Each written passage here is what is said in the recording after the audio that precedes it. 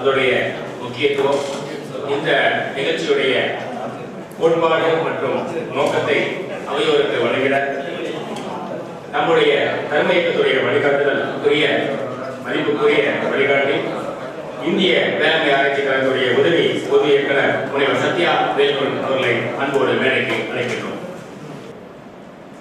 327 million square kilometre நமது பாரத பரப்பளவு.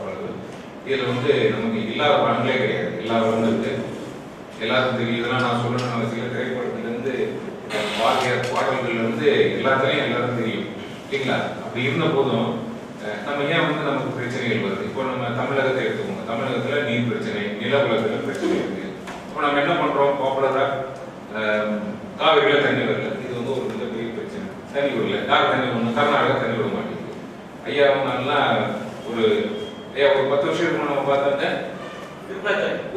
முப்பொங்கல மீட்டிங்ல 9 வருஷம் ஆச்சு. அங்கிருந்து இப்போ எல்லாருக்கும் ஒரு அரசியல ரொம்ப சூடான ஒரு ஆளையாவே கர்நாடகம் தெரிஞ்சுட்டப்பா அவரே மீட்டிங் வந்திருந்தாரு. இப்போ எல்லாரும் பேசும்போது அடுத்தவங்களோட உணர்வு என்னன்னு தெரியும்.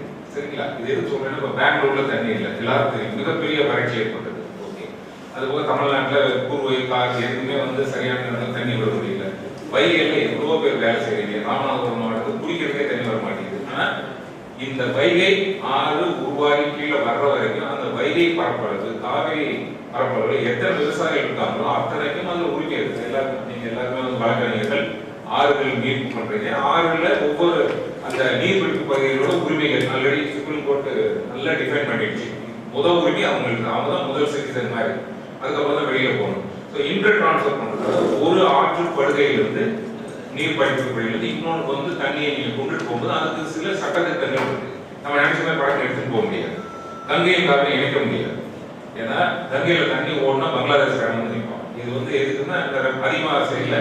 ஐயா எல்லாரும் இந்த இதில் இருக்கிற வழக்கறிஞர்கள் நிறைய பேர் இருக்கிறாங்க. சின்னதாக தெரிஞ்சுக்கிறோங்க. இதை நான் சொல்லிட்டு அப்புறம் நம்ம அந்த விஷயத்துக்கு போவோம். பொதுவாக ஆறை எப்படி நம்ம இயற்கையை நினைக்கிறோமோ அதே போல ஆற்றின் போக்கையும் தடுத்து நிறுத்தி அதை நீரை கூட உறிஞ்சிற அதிகாரம் யாருக்கும் கிடையாது. அந்த ஆறு ஓடுதுன்னா ஒரு நாட்டுல இருந்து இன்னொரு நாட்டுக்கு ஓடுதுன்னா கூட அவங்களுக்கு ஒரு குறிப்பிட்ட அளவு நம்ம தண்ணி கொடுத்தே ஆகணும்.